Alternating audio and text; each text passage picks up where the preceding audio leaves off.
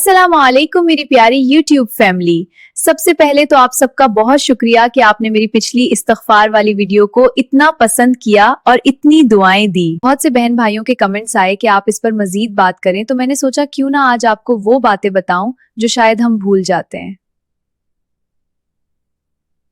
देखें, जिंदगी में कोई भी ऐसी मुश्किल हो जो हल ना हो रही हो, कोई भी ऐसा मसला जो आपको नामुमकिन लग रहा हो, चाहे वो बीमारी हो, रिस्क की तंगी हो, आपका औलाद की ख्वाहिश हो या ज़हनी सुकून, इन सब का एक ही हल है और वो है इस्तिग़फ़ार।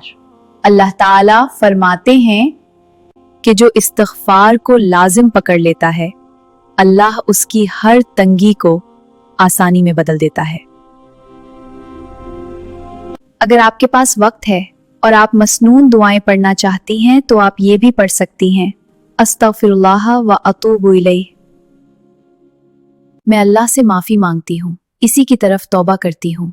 या फिर ये जामे दुआ, अस्तगफिरुल्लाह अल्लज़ी ला इलाहा इल्ला हुवल हय्युल क़य्यूम व अतूबु इलैह।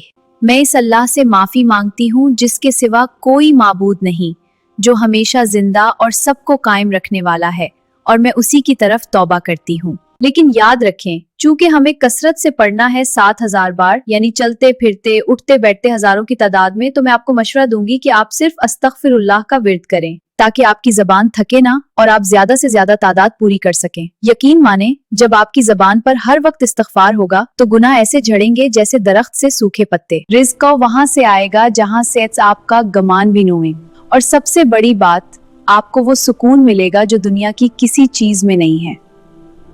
आज से ही इरादा कर लें कि आपने अपनी जुबान को इस्तिग़फ़ार से तर रखना है। कमेंट्स में सुभानुल्लाह जरूर लिखिएगा, और अगर आपकी कोई दुआ कबूल हुई है तो वो भी शेयर करें ताकि दूसरों का भी ईमान ताज़ा हो। अपना बहुत ख्याल रखें। अल्लाह हाफिज।